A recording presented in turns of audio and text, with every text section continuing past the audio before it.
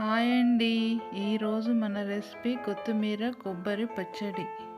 ఈ పచ్చడికి కావలసినవి ఒక కడాయి తీసుకున్నానండి. ఒక 3 స్పూన్ల ఆయిల్ వేసుకున్నాను. 1 స్పూను మినప్పప్పు, 1 స్పూను శనగపప్పు, 1/2 స్పూను జీలకర్ర వేసుకున్నానండి. ఇవి కొంచెం ఫ్రై అయ్యాక ఒక 7 పచ్చిమిర్చీలు ఇలా కట్ చేసుకొని వేసుకున్నాను.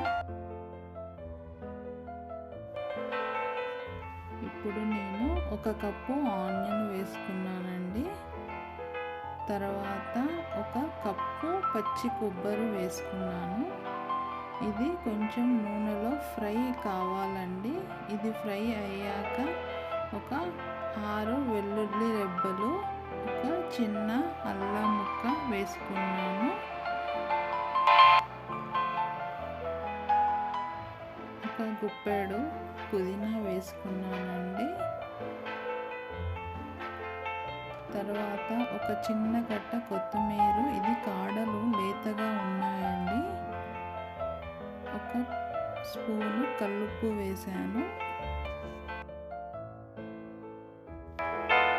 ఇవన్నీ నూనెలో బాగా ఫ్రై కావాలండి. అప్పుడే మనకు పచ్చి వాసన అనేది ఉండదు.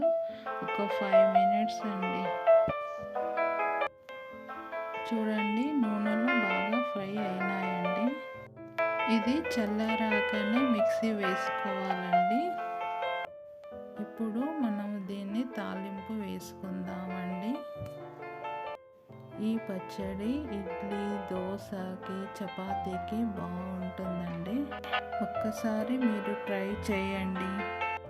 ప్లీజ్ సబ్స్క్రైబ్ చేయండి. Thank you.